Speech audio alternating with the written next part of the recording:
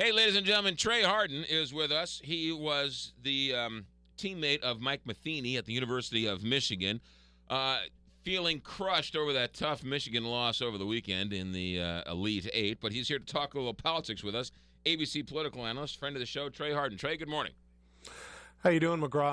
I am still licking my wounds from the Michigan loss. It was a tough one, although a great basketball game. But I'm hoping that something that I'm getting to do in a couple hours will be uplifting for me. I'm going to be heading to the White House for the Red Sox ceremony honoring their championship from last year. I was going to say, can your wounds from the Michigan loss preclude you from holding up the World Series trophy? Not at all. Yeah, I didn't think so. Yeah, no, I think you'll be all right. So you're going to talk to the president today?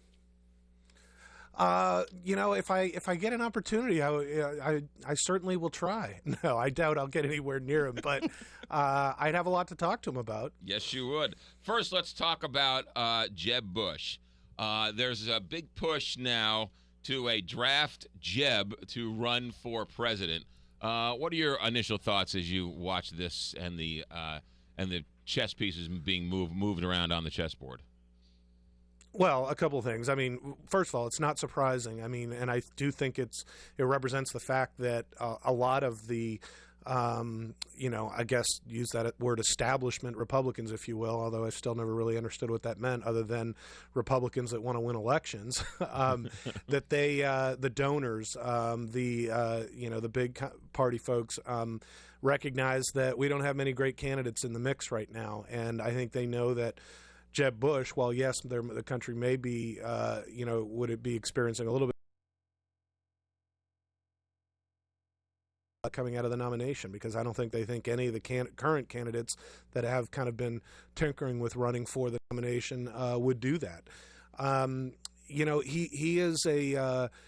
He is a very interesting and compassionate guy. Some would argue even more compassionate conservative than his brother was when he came into office.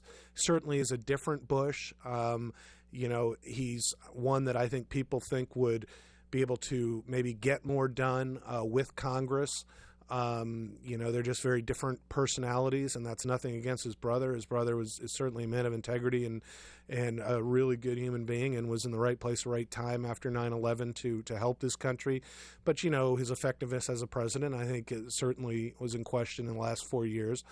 Jeb Bush has the fact that he's been out of politics over the last 10 years could be a plus as well. So it's not surprising that there's a big move to recruit him. I'm not sure he's or convinced that he wants to do it because of the state of the party, but I think he'd be a good candidate. What does it say? It's so interesting. When Bill Clinton was coming up, at this point in the conversation, no one thought an Arkansas governor had a chance to win. In this part of the conversation, nobody thought a first-term senator from Illinois had a chance to win the nomination, no less the White House. So is the Republican Party, because there is no breakout star or not allowing themselves to give them a breakout star, doing themselves a disservice by sort of anointing Jeb Bush if he chooses to run? That's a really interesting point, and I think something that definitely deserves more attention. I have not thought about that, and I think it's very relevant to it. It is true. I mean, Bill Clinton came out of nowhere. Barack Obama, in a certain way, came out of nowhere. Although I would argue that he was being kind of groomed for this by the party for a little while. I could see arguing it both ways. I mean, the party at different times, and also the you're talking about two different parties. I would say that also those Bill Clinton and Barack Obama had a way of connecting with with voters that I don't think any of the Republican candidates that maybe are not well known right now do. I just don't think that they have that right now. I also think they haven't necessarily created an identity with independent voters, at this point, because again, it just seems that they're the party of no right now. I think that there is an element that, it might turn some people off if Bush was the nominee, and they might be like, oh, here we go again, and how is this going to be any different? And maybe it would hurt their turnout to a certain degree. But I think that the earlier he gets in, I think the quicker people will see that this is a very different Bush, that in a sense he does bring something that's kind of fresh to the mix. He has not been in politics for the last 10 years. So, I could see it both ways. In one fell swoop, does Jeb Bush not solve the immigration problem because he is married to a minority and sort of he can bridge that gap? It's a very interesting thing. I mean, his brother had a lot of credibility on immigration when he came into office. I frankly still think it was one of the biggest missed opportunities of his presidency. He had credibility because he was a border governor in Texas and had a track record down there. I think Jeb Bush has even more of a credibility on it for a lot of reasons, and not just because of his wife, but because of how much he has worked on the issue. Again, I think different times right now.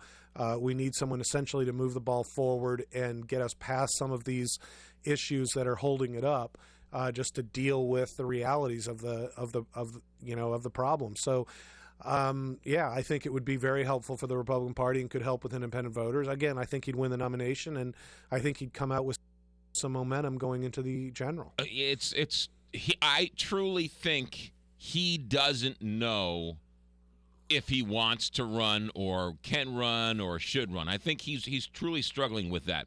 But I think there's no doubt, Trey Hardin, that, as you said, the big money guys, the big donors, all he has to do is call them and say, yes, I'm in, and they will drop everything and sort of come to his help, correct? That's sort of how I'm seeing it. Absolutely. The nomination is his if he wants it.